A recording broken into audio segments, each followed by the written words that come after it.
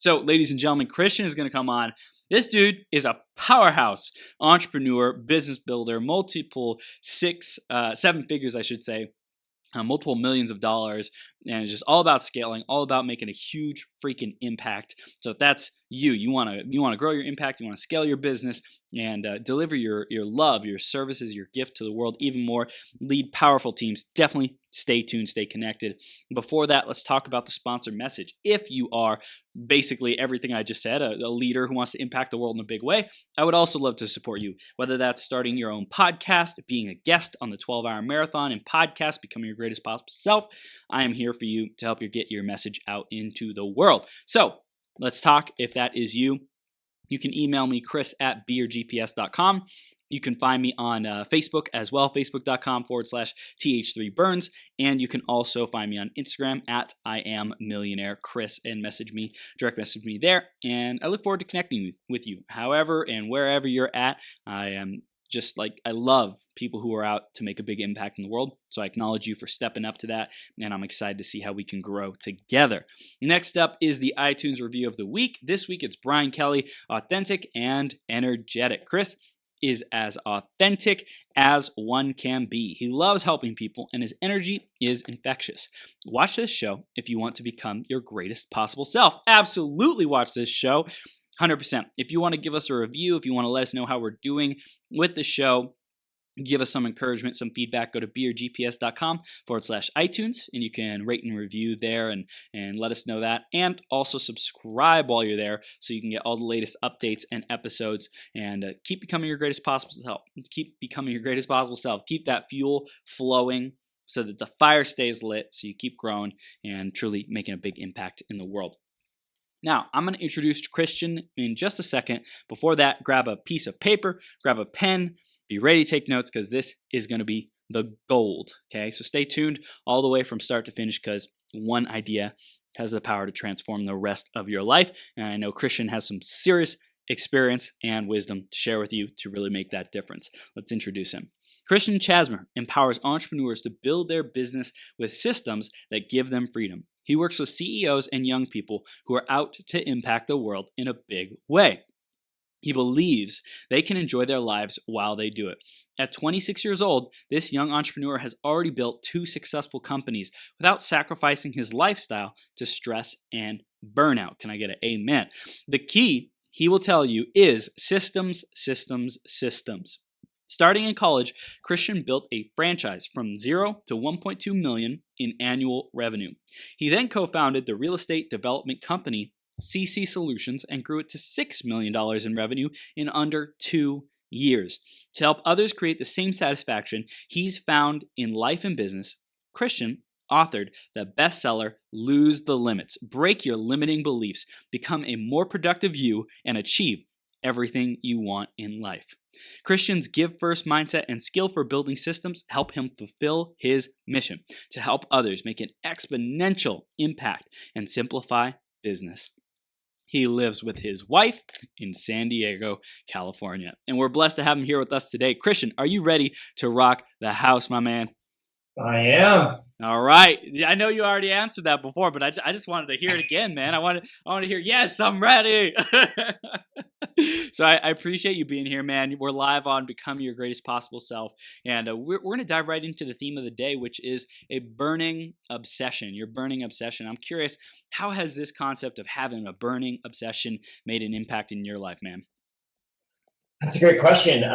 Having a burning obsession, I think for me, burning obsession has developed and evolved over time, right? I think there's always been something inside me, a burning obsession of becoming a better version of myself. So always improving, wrestled all throughout high school and in college. And that was always a big part of it, was just always improving, always being the best that I can be.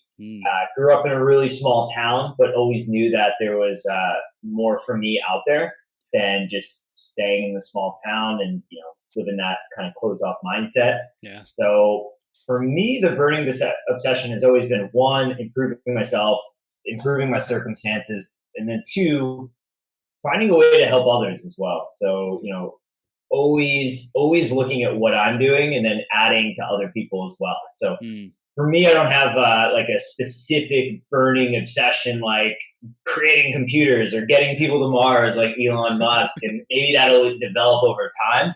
Yeah. But for me, my burning obsession has always been just improving myself and just being viciously on that track of self improvement and improving myself, whether it's in the gym, on the wrestling mat, in business, etc. I dig it, man. I dig it. And I think that the competitive spirit, so to speak, the achiever spirit, the high performance mindset, especially in sports, that's instilled there. Like you got to give it 110%, or else you're going to get the floor wiped with you. You know, like it's you got to step up. And I think that was probably an advantage for you to have that instilled in you at a young age, so that you can bring that into these other areas of, you know, building businesses, making a bigger impact, leading teams, and stuff like that. So I don't think there's, in my opinion, that's one of the best obsessions that we can create is to grow ourselves and to be constantly hungry, a voracious learner, a grower, to become the best versions, man. That's awesome. Yeah, totally agree. I think that's, and you can use that same competitiveness or that same attitude into service as well, like wanting to serve at a high level, etc.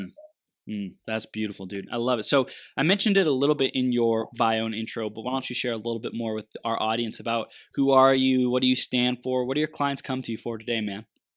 Yeah, absolutely. So I'm the CEO and founder of Elevate, and what clients come to us for is we work with 7 and 8 figure clients, and they're usually coming to us when they need systems help. So they're scaling, they have market validation. Obviously, they're a growing company, and they're looking to scale even further. Maybe they've hit a roadblock, or maybe they're starting to grow at a more rapid rate, and the wheels are kind of coming off the tracks on the train.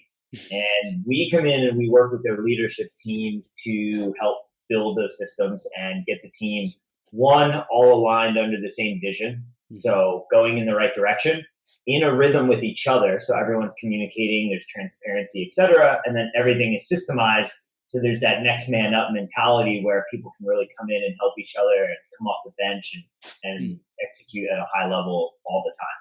Damn, that's rad, man. So that's Elevate, and I know that's you've grown some successful companies before, and I'm sure you've taken a lot of the principles and the systems and the stuff like that that you were successful with and implemented into this. And I'm curious, do you have a quick one-liner of why this is important to you to like help these businesses scale and go from 7 to 8 figures and 8 to 9 and beyond?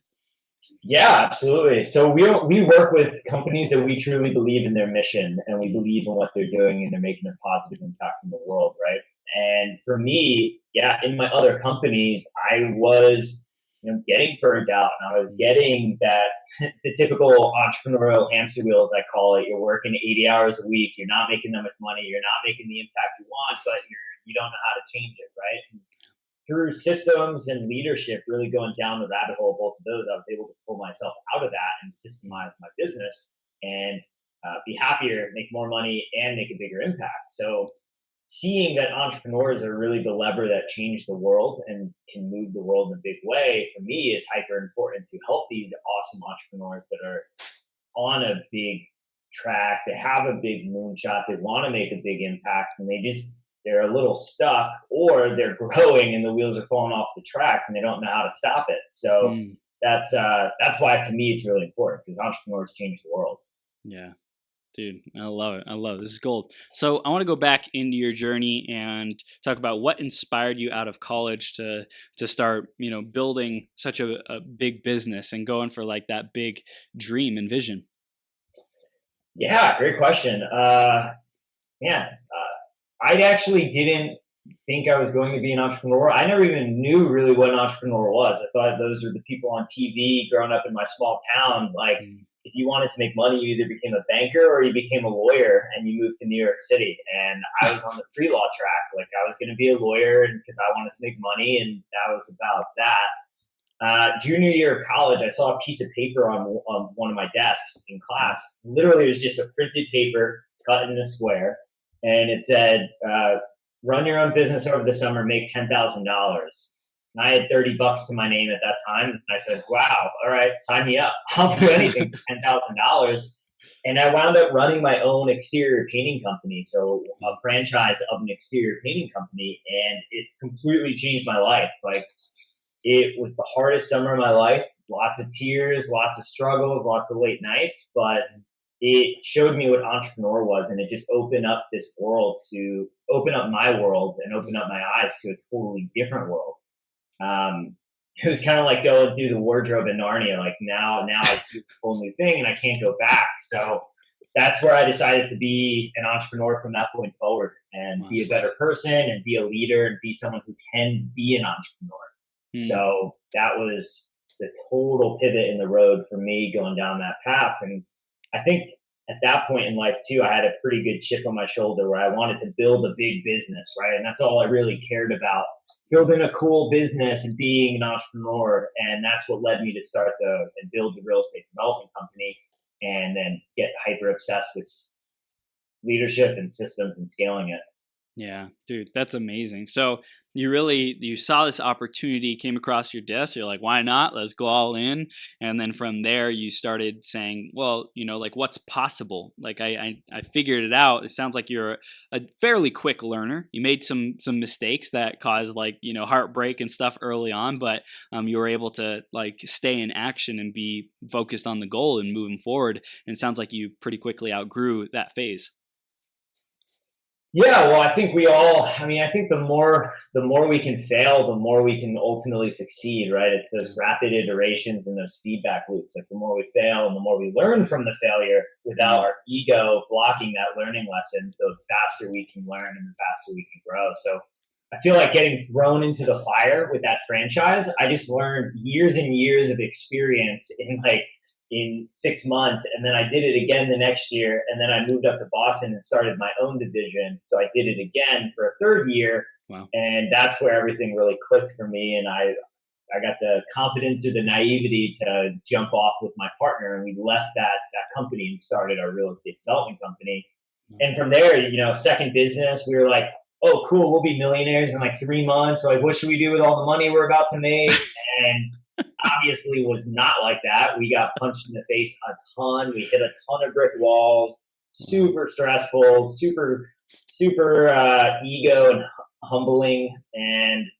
But we kept going. We kept slowly building the team. We kept pushing through. We kept finding ways to make the payments when we needed to make the payments. Yep. And then we kind of pushed through it using systems and leadership, like I've been saying. So, yeah, I think that's how it always is, though. I think you just keep learning from your lessons, and if you don't quit, you can't fail. When did you learn that the systems was such a core part of your growth and having things work for you? Was it in your second business that you started that got to 6 million? Was it after you exited that and were thinking about the next business?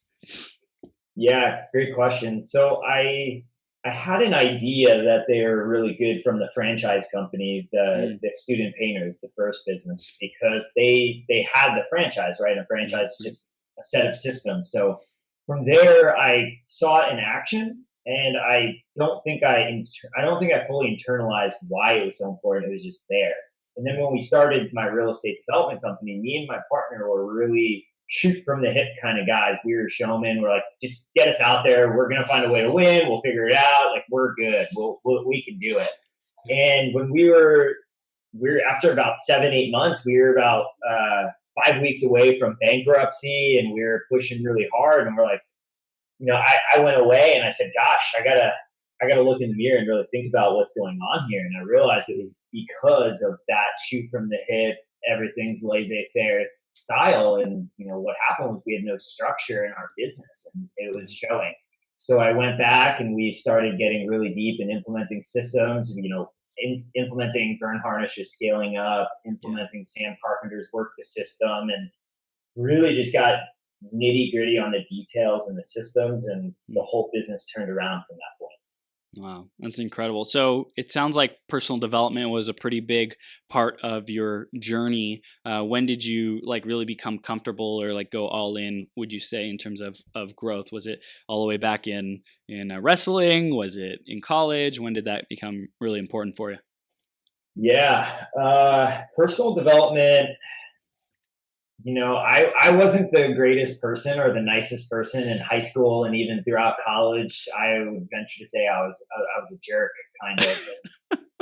There was always a very hardworking person, hardworking attitude, right? Like I worked my butt off for wrestling, right? I'd wake up at 4 a.m. every day before high school, run and train. And, I had that down. I got good grades. It wasn't that part of my life wasn't a problem, but it was the personal side of it, like the empathy, leadership, Yeah. those types of things I just didn't care about. And it wasn't until that first year at Student Painters running my business, the junior year of college, where most people go through about 8 painters, 8 employees for the summer. Mhm. I went through 24. So I Dang. literally went through like 24 different people. And I realized I was just a really bad leader. I was a Wow. bad entrepreneur. And if I wanted to be a good entrepreneur, I had to change dramatically. And Yeah. that's kind of where I started really diving into leadership. And I realized I needed to be a person that people wanted to follow. It wasn't Mm. just tactics that I can do. It wasn't just things that I can say. I truly had to become a person that people wanted to follow. That's the way to become a leader.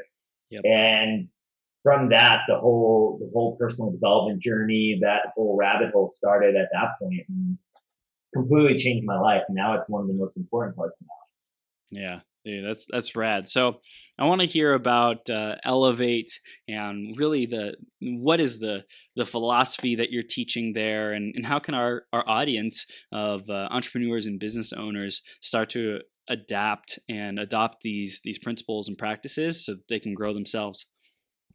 Yeah, it's a great question. I think the overall philosophy that, our ethos at Elevate really is that business doesn't have to be extremely hard. Like we don't, Mm, it doesn't have to be hard. A business is a system. mm, All of life is a system, right? Brushing your teeth is a system. You have an input, and then you get a desired result, or you get an undesired result. And the reason why you get an undesired result is because of the input.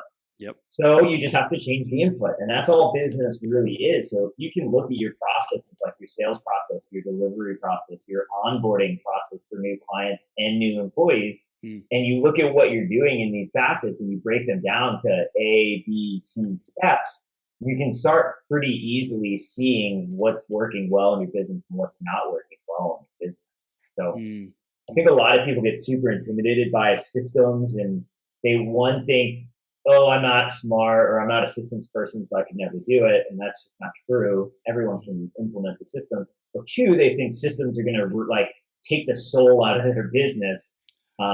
But some of the most creative, most awe-inspiring companies in the world are the ones that have the most systems locked down. yeah. I think systems actually create freedom and they create fun, not the other way around.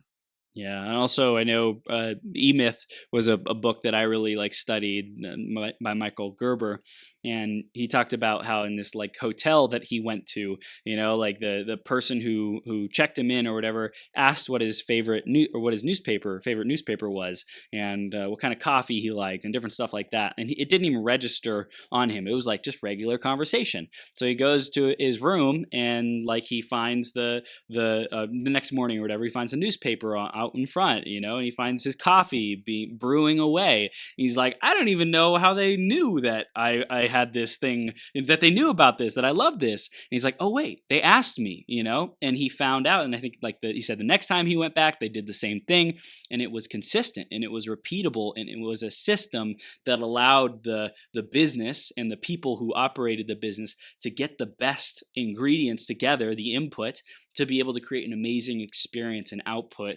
for those clients and customers.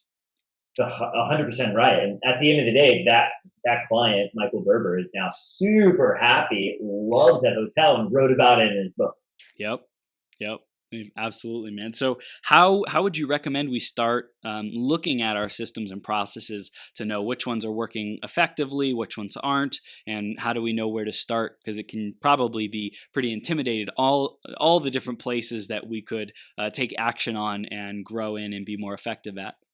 Yeah, that's a great question. And, the answer is different for every business, right? Depending on where they are on the growth curve. Are they at the 100,000 mark to the 7-figure mark? Are they just Mm, starting out, et cetera?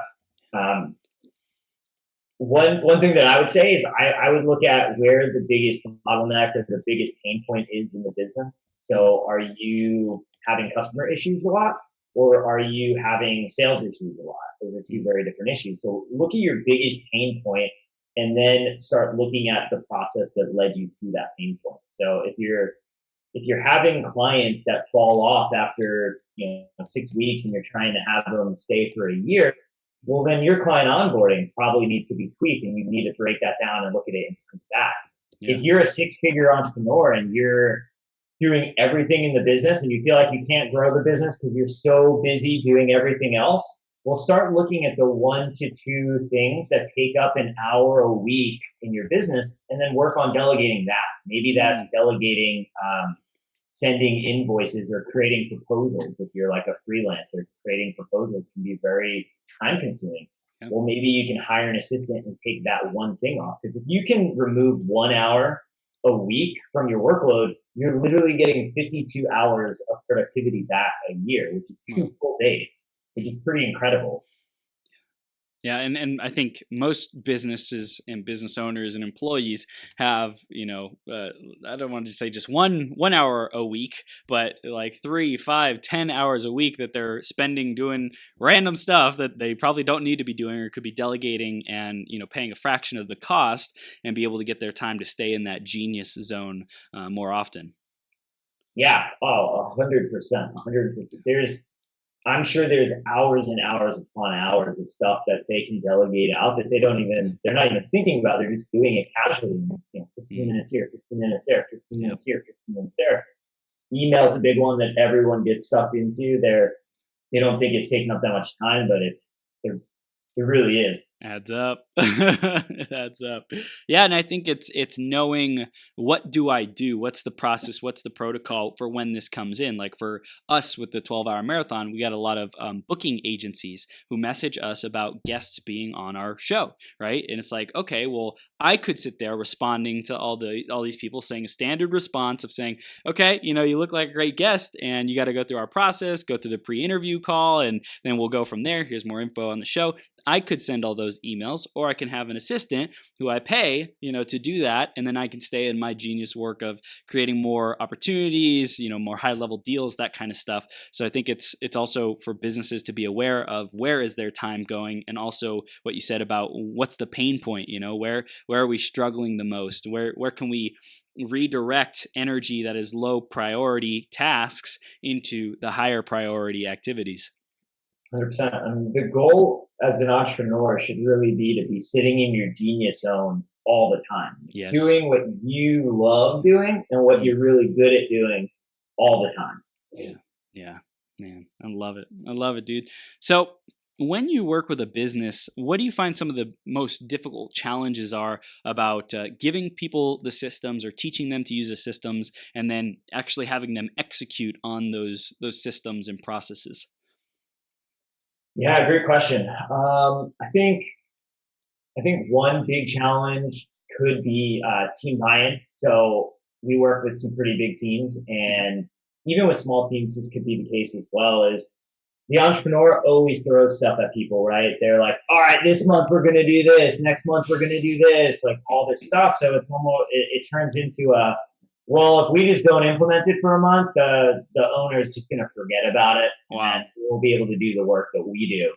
And, we don't really come across that too much anymore, because when we come in, we get buy-in from the leadership team. And that's part of the process is us working with the leadership team, tell them understanding how it's so important. And then we have something we call impact hours, where part of our team actually helps them implement the systems and the fixing. And that's awesome. So we've kind of gotten around that by, just not just giving them stuff, but also helping them integrate the stuff and helping them deliver a lot of the items. But I think that's one big thing. And then 2, I think a big challenge with any entrepreneur is they are taking everything on, and they think that they're too busy to implement systems into the business, right? And it's almost like the person that's too dehydrated to drink water. They're so thirsty, but they they're so thirsty that they can't drink water. And it's like, they're Wow. so busy, they think they can't do systems, but they don't realize that like, Mm. hey, let me take a step back. If I take an hour to create a system, it'll actually remove 15 minutes a week. So then in 1 month, I get my time back. And then obviously the ROI is infinite at that point. And that can keep ticking and ticking and ticking. But a lot of people don't want to take that step back, or they're not in the habit of taking that step back, if you will. Yeah, yeah, and then also I know that the money might be a concern that comes up for people. Is like, I'm sitting here, I'm focused on making the money. So one issue is the time, right? Like I don't have enough time to go get my time back, to build a system that gets my time back. And the other one's like I don't have enough money to go get my time or my money back. How do you respond to those people? Yeah, great question. It's a very similar response. It's knowing that implementing the system, like with in your situation, let's say that podcast and you have all of those requests coming in, and Mhm. somebody could say, I can't afford to hire an assistant, so I'm going to take all of that stuff on, right? My argument would be if you're paying an assistant anywhere from $10 to $30 an hour, let's call it that huge range, and it removes 10 hours a week from your day, or from your week, you now have 10 hours to actually work on revenue generating activities, Yep. not non-revenue generating activities. So Mm. the idea that you can't afford it is only true if you're not going to be using that time to work on revenue producing activities. Mm. And then in the beginning phases, you really should be working on mostly revenue generating activities and using assistants and a team to get rid of everything else off your plate. Yeah. So that's kind of how you get around the money thing is, do you trust yourself enough to focus? Let's say you get 10 hours a week back. Are you going to get an ROI on that person? And any entrepreneur worth their weight should be able to get that ROI. That's how you have a validated business. Yeah, yeah, this is gold. How do you feel mindset meshes with systems? Because some people might have mindset challenges and some people might have systems challenges. What's your opinion on how those work together? Oh man, yeah, great question. I think you can. Well, one, I think you can create systems in your life that help you work on your mindset, right? Like having a great miracle morning, Yep. a great morning routine can help you with your mindset. Are you in the system of reading every day, like 10 minutes a day? Are you working out? Like, are you getting physical activity every single day?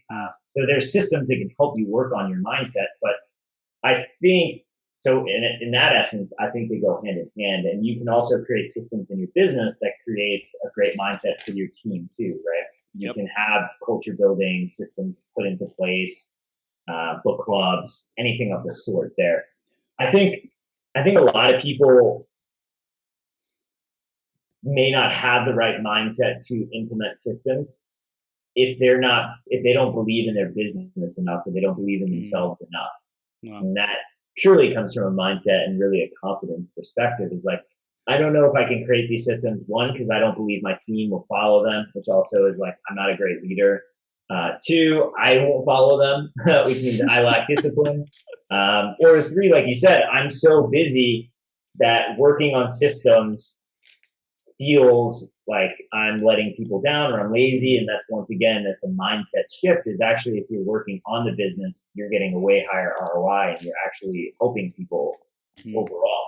Because if you hand somebody a process and they follow it, they feel so much better. Employees want process. They want Yes. to know what to do and what's expected of them. They love it. Yeah, it's just like when they feel like, okay, it's simple, A to Z. I see the process. I just do this, this, and this, and I produce the result. And then you don't come at me at the end saying, why did you do it wrong? Okay, yes, let's do it. Yeah, totally. It makes business so much easier. So a saying I always say is, there's only two types of problems in business: people problems or process problems. Yep. That's it. You can't have anything else besides a process problem or a people problem.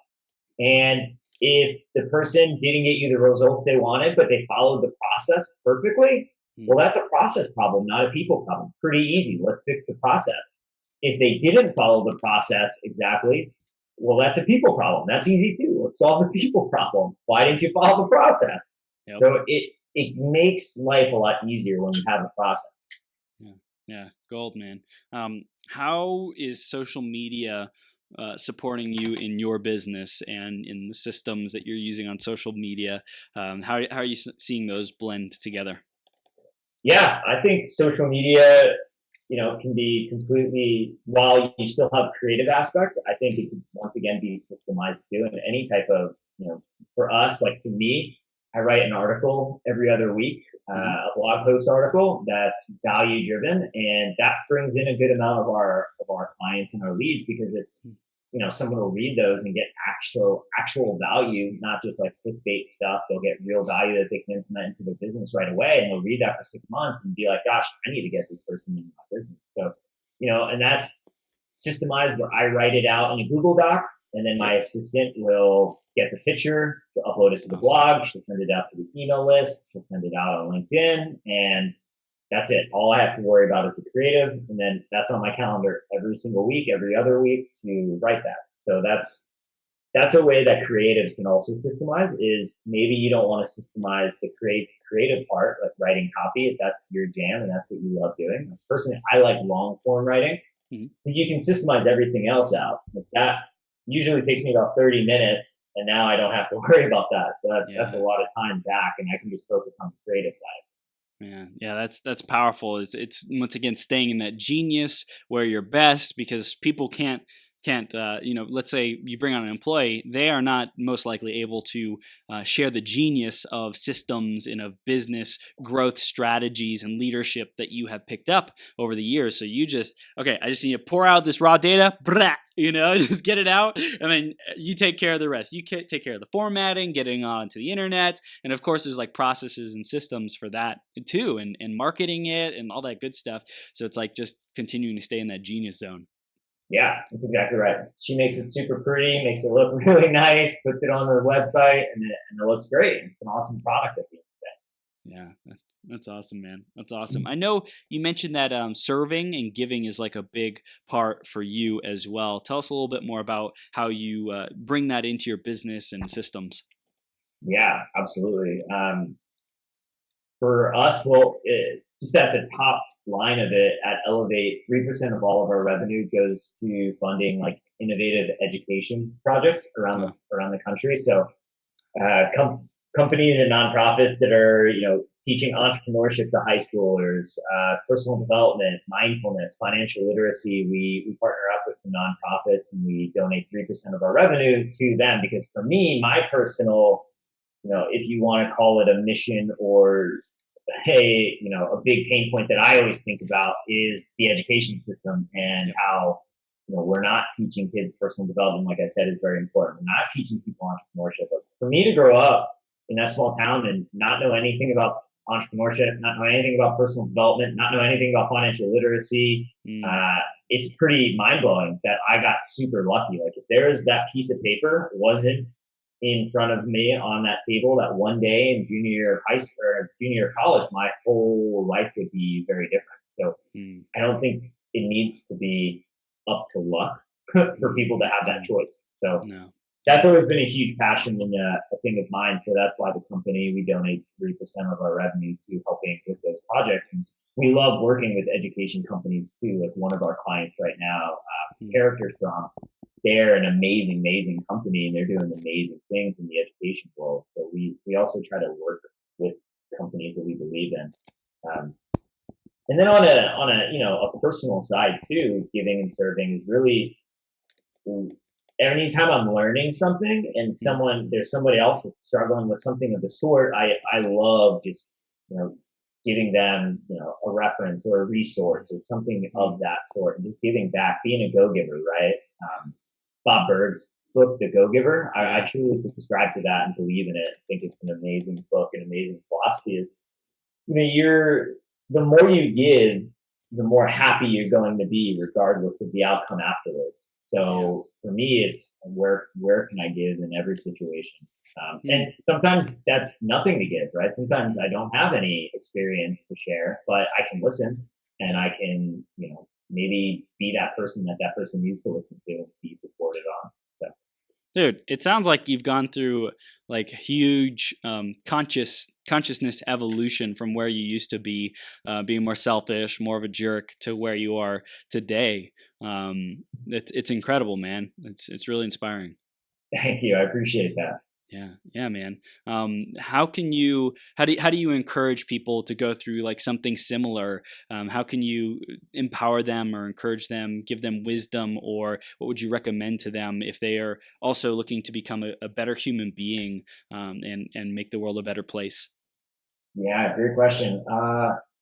First place to start could be the first place that I started, reading The Four Agreements by Don Miguel Ruiz. Mm, It's like 135 pages, so it's a super short read. yeah. And follow those four agreements and try your best to follow them. And that's really what started it all for me. Mm, I actually got the book on accident. I was trying to look up a book for a book club, and I read a totally different book. And then the week before, my coach was like, "Nah, Christian, you can't use a financial book. This is supposed to be like a personal development book club that you need to present on." And I was like, "Oh man, what's a really short book that I can read in a week to get this done so I can go present?" And then he sent me that, and it changed my life completely. wow.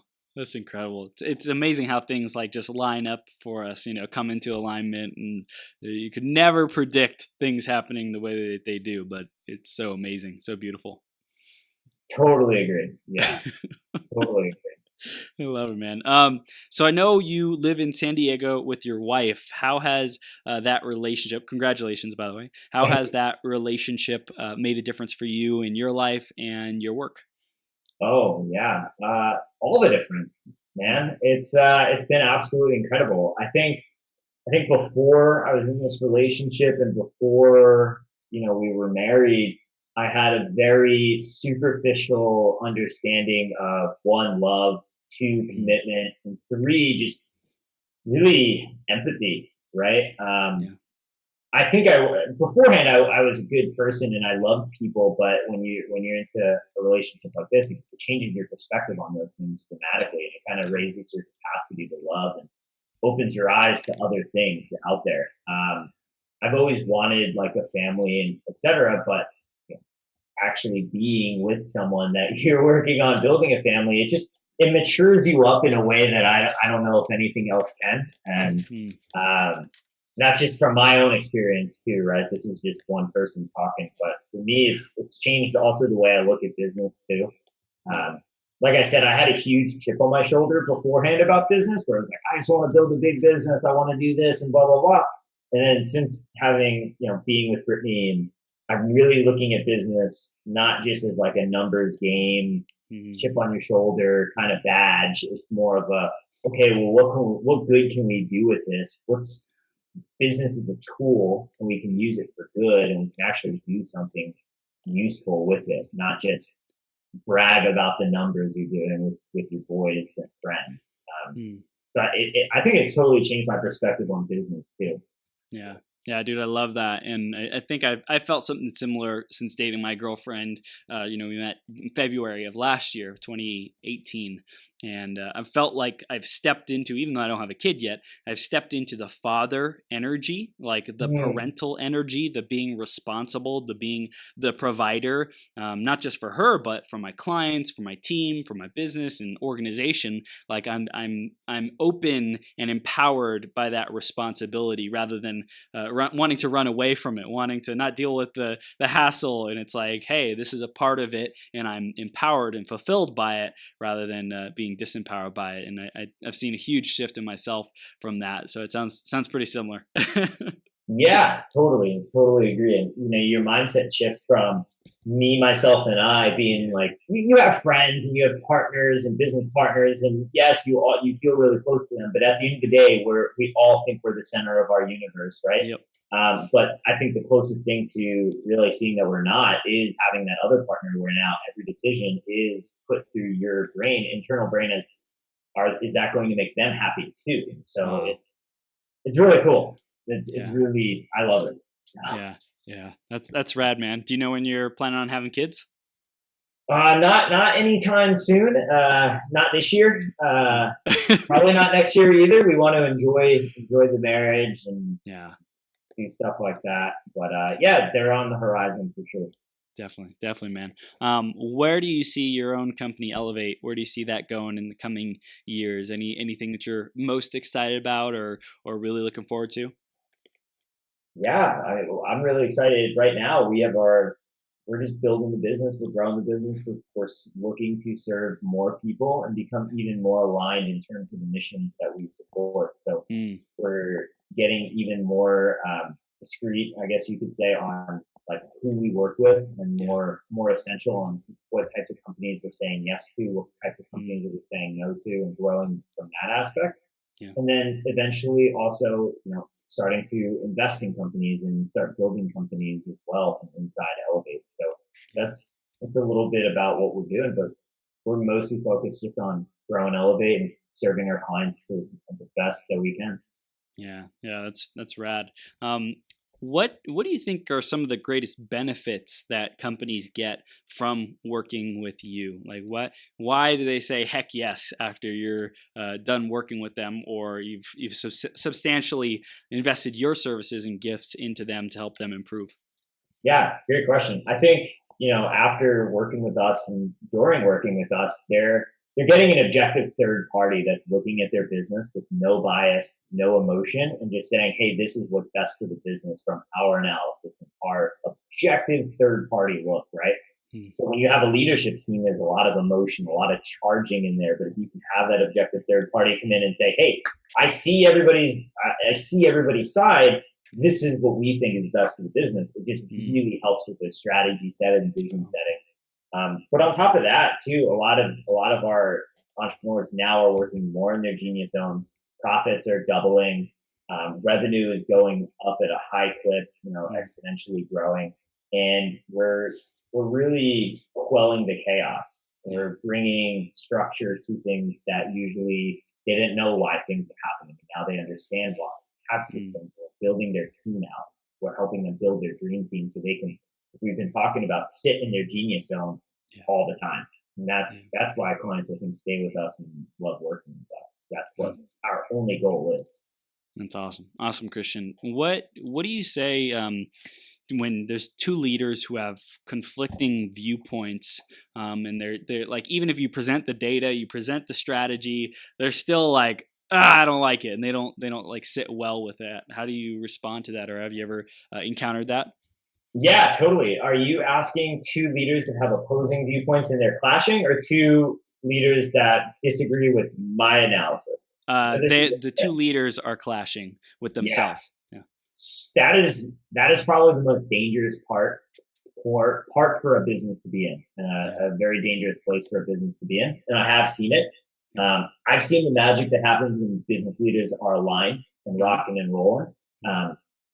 I've seen businesses deadlocked for 6 months to a year, not getting much done because the leaders are just clashing. And I think at the end of the day, a little pre-work to this is creating a contract where if two leaders are clashing, there is a way to solve that. Mm. A lot of people jump into business with a partner and they go 50-50. Great. And if you want to do 50-50, like that's your decision. Right. But have in the contract that there's 50-50, but in a deadlock, John has veto power. Yeah. Like you need to have that somewhere to where you can solve those disputes, because I've literally seen businesses crumble because the leaders can't get on the same page. Wow. It's really, really problematic. So that's like the pre-work. Like do that beforehand. Have a really great operating agreement with a partner where someone is the leader. Yep. Post work, if it's happening, got to get like some type of mediation in there, whether that's with the leadership team, and we're saying we're going to make a decision, and we don't have to all sing kumbaya by the end of this meeting, but we have to come up with a decision and execute. So Yeah. um, I think Amazon talks about that a lot, and I know Ray Dalio talks about that a lot. Is like disagree but execute. Like when you leave the room, you are all on the same page and you're all executing in the one direction, Mm. even though in the room there's still a lot of arguments. Once you leave that room, that's the choice, and that's what we're going to do for 3 months. Wow. Yeah, that's powerful. So it's really like have the disagreement, be open to disagree and have the best idea rise to the top. Because I mean, that's why people are disagreeing. It's like, my idea is better. This is what's going to work. This is what we definitely need to invest in our time and our energy, our systems, our manpower. And the other person says, no, this idea is better. This is what we need to invest in. And it can be difficult in that case, but also having, I think what you said about having a mediator there, or like your team coming in and saying, hey, we've analyzed the business. This is what we see from a third party. And it can be emotionally charged with two powerful leaders who both like think that this is their baby, right? This company is their baby. And it's like for you to come in and say, hey, I see where you're coming from. I see where you're coming from. Here's what we've noticed. Having that third party has got to be super, super beneficial to create clarity, to create movement and momentum one way or the other. Yeah, and that's what it comes down to, is just executing, because you can always pivot once you execute, but you can't pivot with no data and no execution. You're stalled and you're stalemated for 6 months. You're losing. I would rather have made a short-term small mistake in a month of executing than make no decision and take no action over 6 months. Wow. I know you mentioned at the beginning how mission is important to you, and helping companies identify their mission and like the greater cause, the greater reason for why they exist. Is there any information or encouragement, advice you'd give to our entrepreneurs and business owners out there who want more clarity and want to really live their mission, embody that in their culture? Yeah, if you know your mission, then it's as simple as really getting away, thinking about your mission, creating a vivid vision, right? Like a Cameron Harold vivid vision of how you're living out your mission.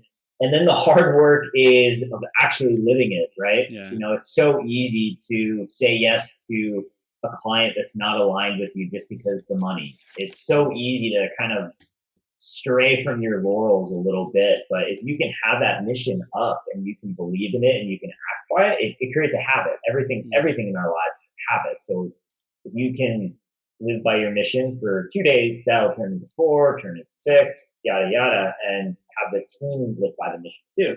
Now, if you don't know your mission, that doesn't necessarily mean you can't build a business, but I would venture to say that the people who are mission driven and believe in what they're doing are going to be the winners and are going to be the ones who actually make big changes in the world. So I'd be very careful about building a business and jumping into a business if you don't truly believe in the mission or the vision of the business. That's a recipe for, one, failure, which is fine, but two, which I think is worse, stuck success, where you're moderately successful, but you feel stuck and not happy and unfulfilled. And that's why we all believe in the midlife crisis type of thing. People do that, they get stuck, and then they're 45, 50 years old, and they're like, oh my gosh, what did I do to myself? I'm stuck. Man, so it's like really being self-aware of what someone's purpose is, what you stand for, what your values are, and what you want to achieve in the world. And that of course takes time too, but if you have some progress on that, if you're like, I'm really passionate about this, but you know what, I'm going to go work in this business that I hate and I'm not aligned with just because I want to make some money in the short term and provide and sustain. Like if that has to happen, great, but get out of that as soon as you possibly can to the better thing that is more fulfilling for you. Totally agree. And if you don't know your mission, you don't know truly what you're passionate about, follow your curiosity. You see what you're curious about. What comes up in conversation or in a movie or somewhere, and you're like, oh, that's cool. Follow your curiosity and figure out your values and follow your curiosity. I think you can figure out your values at any time by just doing the work, but I think mission and passion, they're a little bit harder. You can't just write it on paper and be like, that's it, that's the one. But I think you can do some deep work and figure out your values rather quickly. Yeah, and it sounds like figuring out the mission and purpose of a company, the vision of it, that takes also communication of saying, is this it? Is this how we want to be known? Is this how we want the world to see us? And it's like, I think back to Simon Sinek, Start With Why, and how he talked about Apple and Steve Jobs, like think differently. How imagine how much time must have gone into refining that philosophy and that mission and that that way of being, that why, that's carried with them for decades. That's nuts. Yeah, totally agree. That's like one of the first things you can do when you build a business, especially if you have a partner. Sit down and figure that out and get on the same page about that. Yeah. Wow. What do you think about like businesses that evolve over time? How do you advise them if their why and the mission wasn't super clear in the beginning, but over time they get more clarity on it and they have to change things? Or what's your perspective on that? I think it's totally fine. I mean, who am I to judge, right? That I think that is a totally normal, and I think that happens more often than not. I think Mm, you can have like a V1 where you guys feel good about it, and then you start to craft it over time, and you get more comfortable, and then eventually you're like, yes, this is it. This is what we were looking for. I think going back to what we were saying earlier is like if you both as a team understand your values and mm, understand at least the mission for the time being, you're in good footings. Then you can kind of navigate with those values intact and make the decisions that still live up to your values. And then if you get to a point where the mission feels like it's changing, then mm. that's fine.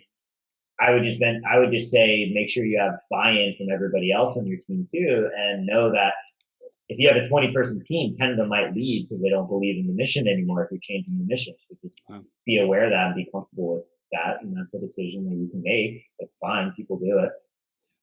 Yeah, but yeah, I love how you said you got to be comfortable with that. You got to own that, hey, this is the next evolution. This is the higher truth of who we are and what we stand for. And there might be some people who fall away in the process because not everyone who joined is going to continue on anyways. Like there's going to be attrition. There's going to be people who are like, this is no longer fulfilling me. People themselves in the organization as employees, they find more of their purpose, more of who they are over time, or get called to different things, different passions, different curiosities, different purposes, have to move, have obligations, family stuff, whatever might come up. So I think that's to be graceful with every team member that comes on. That's definitely something that I think businesses can be good at, and that would serve them in the long run.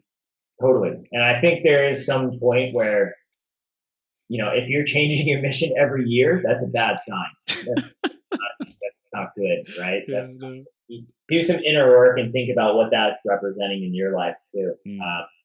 So there is a point I think where people do it too much, and I think in our day and age, people, I don't know, they're kind of sensationalizing like this idea of like pivoting every 6 months, and you see all these people doing that, and that's cool if they're trying to find themselves and if they're trying to figure out their stuff. But as a company, it does stifle growth if you're pivoting every 6 months, and that's okay to do if you're pivoting. Like Elevate's business model change, we've changed our business model, I don't know, like 3 times over the past year. Slightly, the target market still stays the same, but the model changes, and we're still looking really for that true product market fit, and that's okay. But if you're completely changing industries every 6 months and products and all these different things, it's definitely something to think about and look internally on why that's happening. Hmm. I want to ask one more question about being the CEO yourself and the founder of multiple companies. What wisdom have you picked up as far as that role is concerned?